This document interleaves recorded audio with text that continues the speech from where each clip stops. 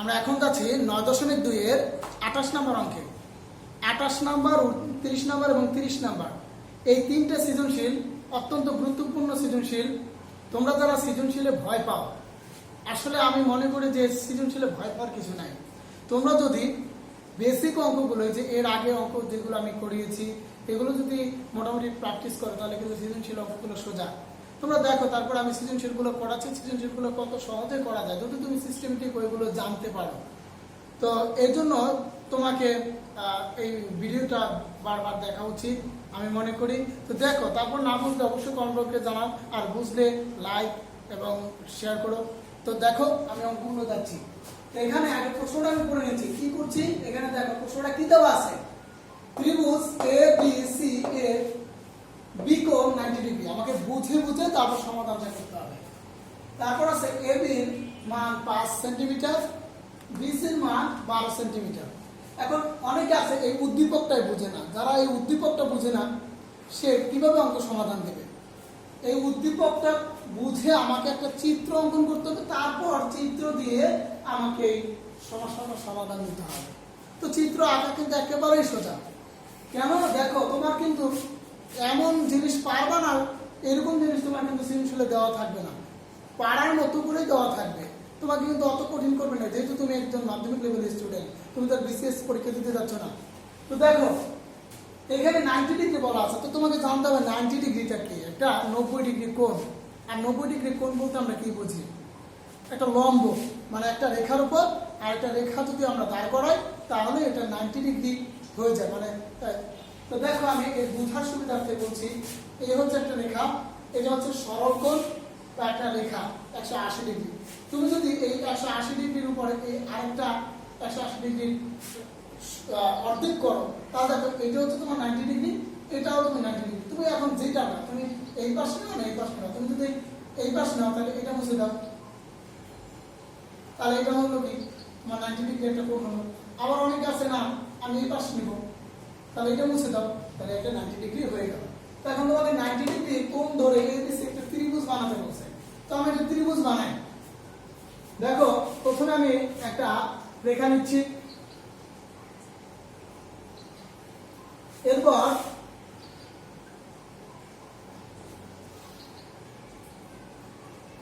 এই আরেকটা রেখা নিলাম। এই যে আমি এই পাশটা মুছে দিচ্ছি, মনে করো। তো এখন দেখো, এটা কিন্তু একটা 90 ডিগ্রি কোণ। এই কোণটা কি? একটা 90 ডিগ্রি কোণ। আর এই কোণটাকে কি বলছে? বিকোণ। 90 ডিগ্রি হচ্ছে বিকোণ। তো বি দিলাম। তো বি দিলে আমরা ইংরেজি বর্ণমালা অনুসারে কি পাই? যে আগে এ থাকে, তাহলে এটা হবে এ, পরে হবে সি। তাহলে আমরা যদি একটা এই যোগ করে দিই,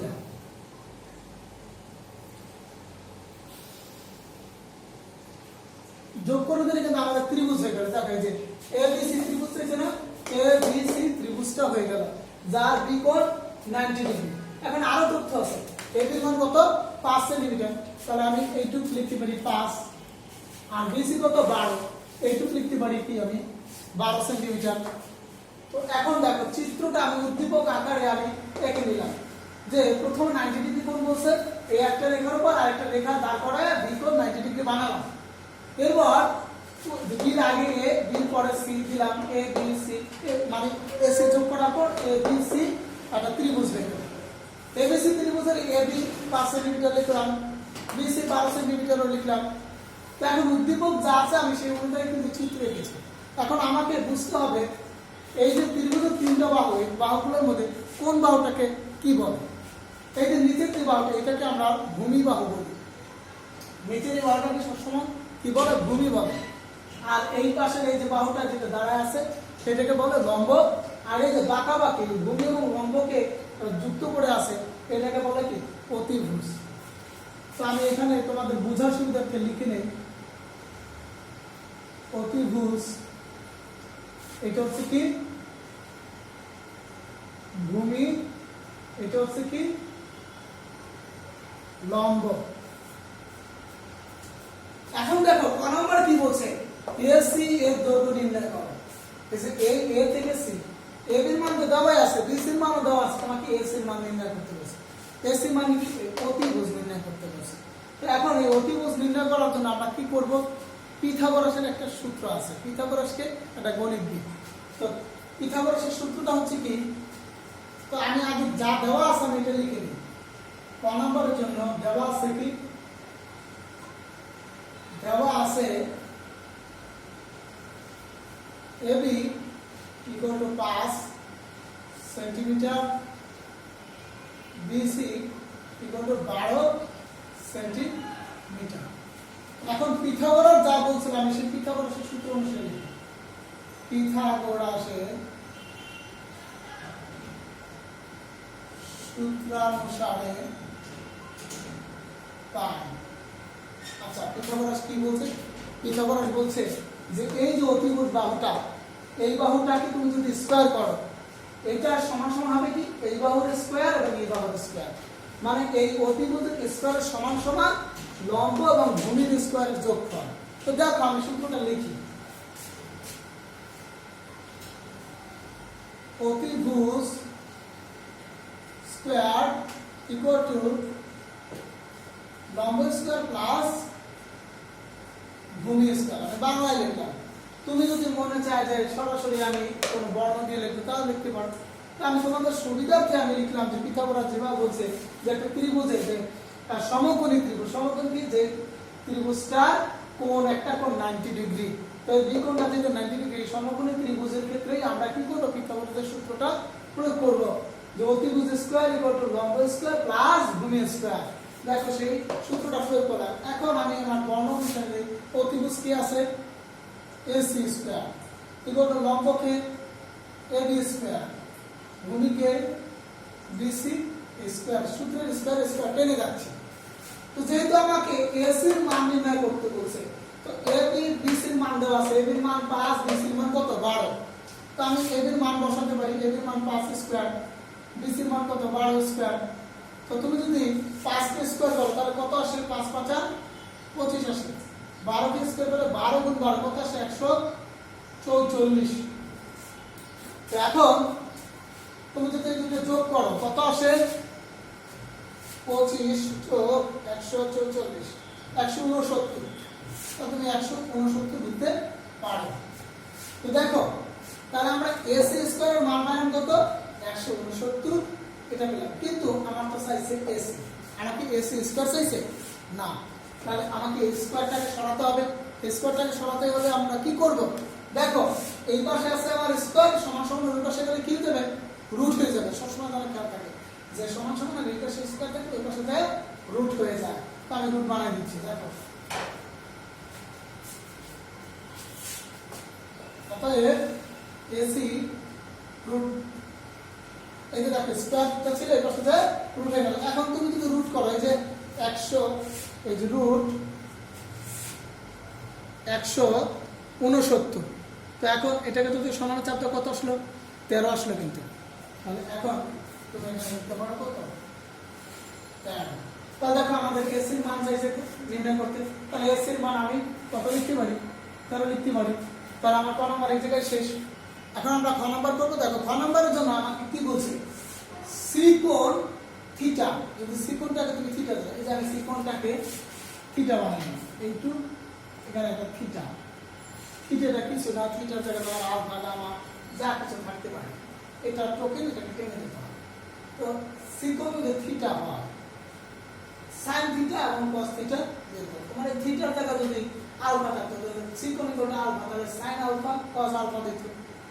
সিগমা থাকতে পারে, বিটা থাকতে পারে, কোনো চলক মানে এ থাকতে পারে, থিটা করে এ বা বি যা থাকতো, তাহলে এখানে সাইনে কসে থাকতো। তো যাই হোক, এখন আমাকে এটা নিয়ে মাথা ঘামানোর দরকার নেই। আমার বলছে কি সাইন থিটা প্লাস কস থিটার মান বের করো। তো আমাকে সাইন থিটা কস থিটার মান বের করার আগে আমাকে তো জানতে হবে সাইনটা কি কসটা কি, আবার সেগুলো চিত্র আকারে আমাকে দেখাতে হবে। তো দেখো সাইন থিটা কস থিটা আমি এখানে লিখে রেখেছি। তো দেখো এর আগে যে আমি তালিকাটা পড়া শিখিয়েছি, এর জন্য সেই তালিকাটা মুছিনি, কারণ দরকার আছে। তো দেখো এবার এই যে সাইন, সাইন বলতে কি বলছো, লম্ব ভাগ অতিভুজ। কস বলতে কি বলছো, ভূমি ভাগ অতিভুজ। ট্যান লম্ব ভাগ ভূমি, কট ভূমি ভাগ লম্ব, সেক অতিভুজ ভাগ ভূমি, কোসেক অতিভুজ ভাগ লম্ব। তোমরা যদি একটু লক্ষ্য করে দেখো, এই সাইনটার উল্টাকে কোসেক, কসের উল্টাকে সেক ট্যানের উল্টাকে কট। দেখো এটাকে উল্টাই দিলেই এটা হয়ে যায়। তোমরা দেখো লম্ব ভাগ অতিভুজ আর অতিভুজ ভাগ লম্ব, তার মানে সাইনের উল্টা কোসেক, কজের উল্টা সেক, ট্যানের উল্টা কট। তুমি যদি এই তিনটে মনে রাখতে পারো এই তিনটে এমনি সম্ভব। তো যাই হোক এখন আমার দরকারটা আছে ওইটা আমরা নিচ্ছি সাইন এবং কস। আমার সাইন আছে এবং কস। দেখো সাইন বলতে কি বলছে লম্ব ভাগ অতিভুজ। তো এই ত্রিভুজের মধ্যে দেখো তো লম্ব এবং অতিভুজ বাহু আছে, হ্যাঁ আছে কিন্তু। এই তো লম্ব বাহু এবি আর অতিভুজ কি এসি। আবার লম্বর মান দেওয়া আছে, অতিভুজের মান দেওয়া আছে। কস বলতে কি বলছে ভূমি ভাগ অতিভুজ। তো ভূমি আছে, হ্যাঁ ভূমি কিন্তু আছে 12 আর অতিভুজ কি আছে 13। তো যাই হোক আমি আগে সাইন কস বের করে নিব। এখন এই থিটার কাজটা কি? দেখো থিটার কাজটা হচ্ছে এই ত্রিকোণকে থিটা ধরার কারণে কিন্তু এই বাহুটা ভূমি হয়েছে, এই বাহুটা লম্ব, এই বাহুটা অতিভুজ। থিটা যদি এখানে থাকতো, এতে থাকতো, তখন কিন্তু এই বাহুটা লম্ব হইতো, এই বাহুটা ভূমি হইতো আর অতিভুজ অতিভুজে থাকতো। যাই হোক এই বিষয়টা আমি 29 নম্বর সৃজনশীলে যাই ভালো করে বুঝাবো। তো এখন দেখো এখন ভিডিওটা বড় হয়ে যাচ্ছে কিন্তু আমি শর্টকাটে যাচ্ছি। তো এই জায়গায় আমার সাইন এবং কস দরকার, আমি সাইন কস বের করে নিয়েছি। সাইন থিটা, সাইন বলতে আমি কি বুঝি লম্ব ভাগ অতিভুজ। তো লম্বকে লম্ব আছে এবি, অতিভুজকে এসি। এবার লম্ব এবির মান কত 5, এসির মান কত 13। তাহলে দেখো আমরা সাইন থিটার মান কিন্তু পাই গেলাম 5/13। এবার আমার কি বের করতে হবে কস থিটার মান। কস থিটা, কস বলতে আমরা কি বুঝি দেখো ভূমি ভাগ অতিভুজ, একটু মুখস্থ রাখতে হবে। তোমাদের বোঝার সুবিধার্থে আমি এখানে তুলে দিচ্ছি, কারণ আমি যদি মুখস্থ আকারে লিখে দিতাম তাহলে তোমরা কিছু বুঝতে না। এই জন্য আমি বোর্ডে এগুলো তুলে রাখছি তোমাদের বোঝার সুবিধার্থে। তো দেখো তোমরা কিন্তু মুখস্থ করে নিবা, কেন? কারণ তোমার যে পরীক্ষার সময় যে তুমি ফেস করবা তখন কিন্তু খুব অল্প সময় পাবা। তো তখন মুখস্থ না থাকলে এইভাবে লিখে অতটা সময় পাবা না তোমরা। তো দেখো ভূমি ভাগ অতিভুজ আমি লিখে দিই, ভূমি ভাগ অতিভুজ।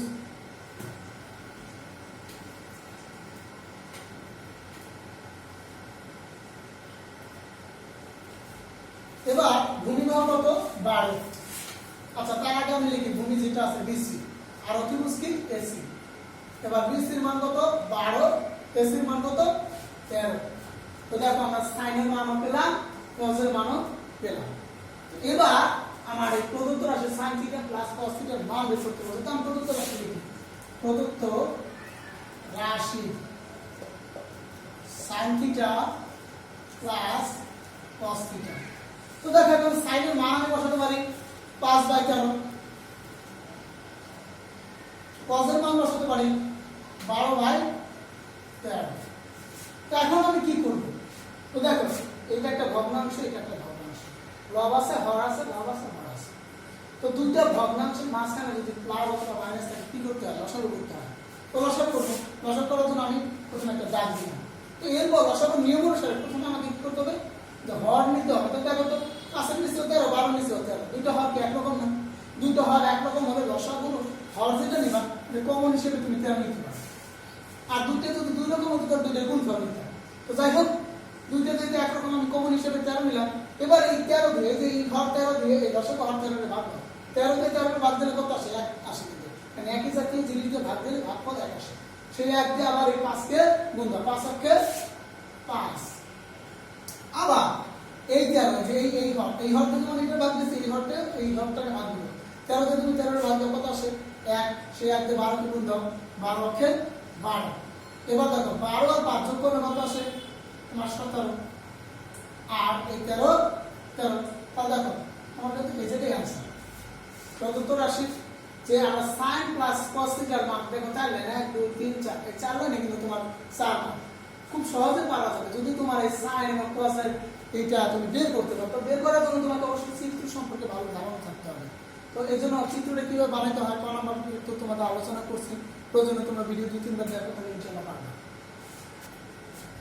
এখন দেখো আমরা গ নাম্বারটা বের করব। গ নাম্বার কি বলছে? দেখাও যে sec square theta plus cosec square theta left hand side equal to sec square theta into cos square theta. এখানে প্লাস দেওয়া আছে আর এখানে গুণ দেওয়া আছে। আমাকে এইটার উত্তর এবং এটার উত্তর এক বানায় প্রমাণ করে দিতে হবে। তো যাই হোক, তো আমার এর জন্য sec এবং cosec এর মান বের করতে হবে। তো sec আমরা বলতে যে অতিভুজ ভাগ ভূমি, আর cosec বলতে অতিভুজ ভাগ লম্ব, মানে এই যে sin cos এর উল্টাটা। তো আমি বের করে নিই। আমি sec থিটা মানটা বের করে, sec বলতে আমরা কি বুঝি? অতিভুজ ভাগ ভূমি। অতিভুজ কি আছে আমাদের? এসি, ভূমিকে বিসি। তাহলে কত আসলো? 13/12। এবার কোসেক, কোসেক থিটার জন্য আমাকে কি করতে হবে? অতিভুজ ভাগ লম্ব। এবার অতিভুজ কি আছে?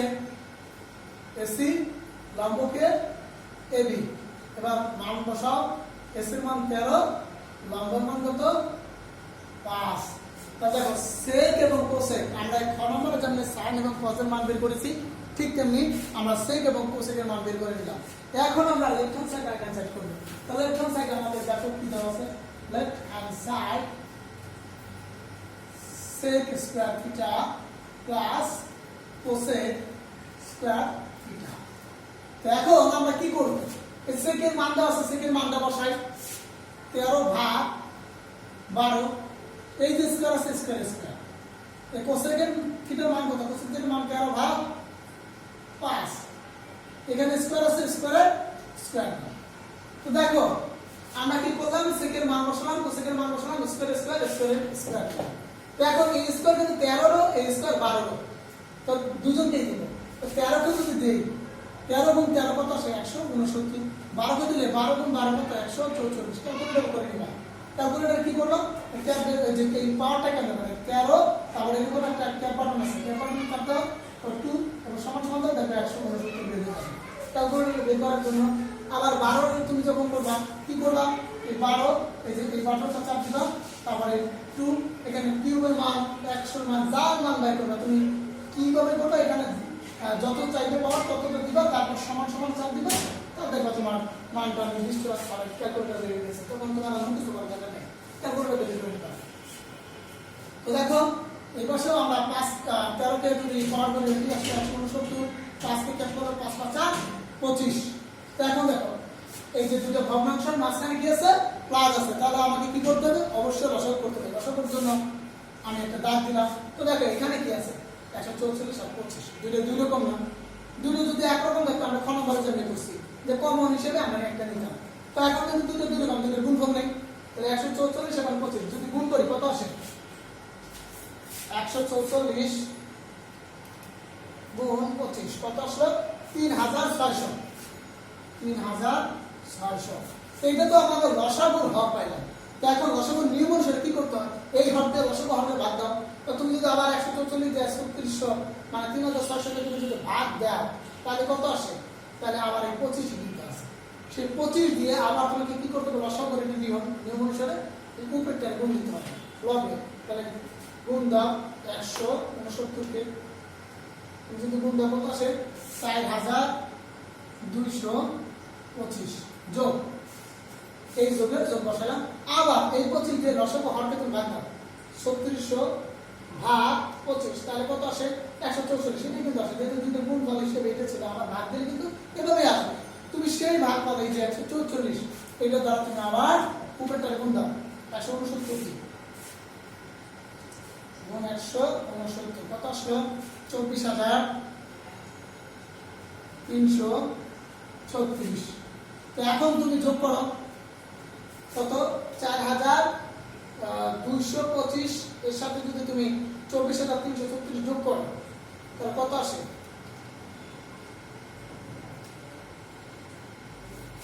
তাহলে আসে 28561। আর নিচে যা আছে তাই।